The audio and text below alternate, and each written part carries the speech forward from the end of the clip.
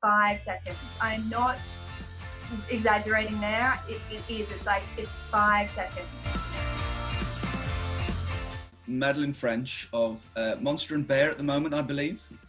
Yeah, mainly production manager at Monster and Bear, but yeah, we handle some casting in-house as well. So that would be with me as well. There's a rise in self-tapes at the moment, and a lot of actors are doing everything from home. Now, you work in production, you also work in casting, you're also an actor. What are you looking for when you are casting something? A casting brief will go out, and whether that comes directly to you or through your agent, the casting brief will have all of the information you need on it. You know, you don't want to get people coming back to you and asking questions that have been answered on the casting brief. So make sure you read it thoroughly and read it a couple of times and all of that kind of stuff. So you make sure that you've got any questions that you need answered, and look for those answers firstly in the brief. And if they're not there, that's when you can contact your agent or the casting director if you're a freelancer. When you receive a casting brief, make sure you do that. Make sure you've got all of the information that you need for that self-tape. Look at what you're auditioning for. So look at the genre. So if it's a comedy, make sure you've got some bright lighting. You know, you probably want to be standing up and have a bit of a vibe about it. If you're doing a corporate job, you know, it's probably a little bit softer. It's, you know, you're going to have clean lines. You're just going to have a plain background.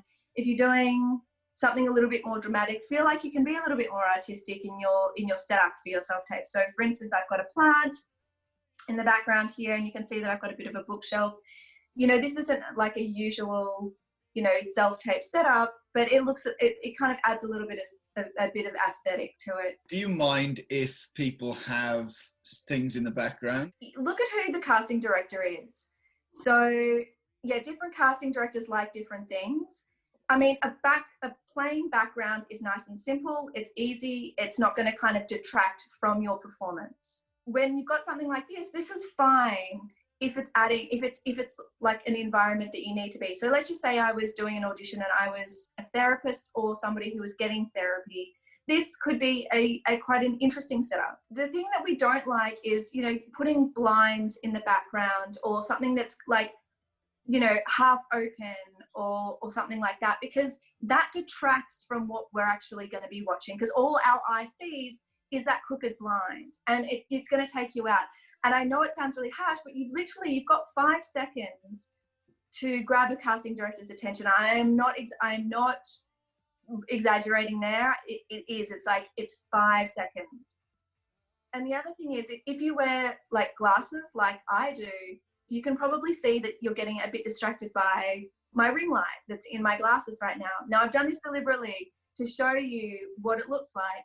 So if this is the situation and you need to wear glasses for your self-tape for any reason, you've got a couple of options. You either light yourself so the light comes from a different source. So I've got my other tripod set up over here, which I could then either put my camera on or put my light on.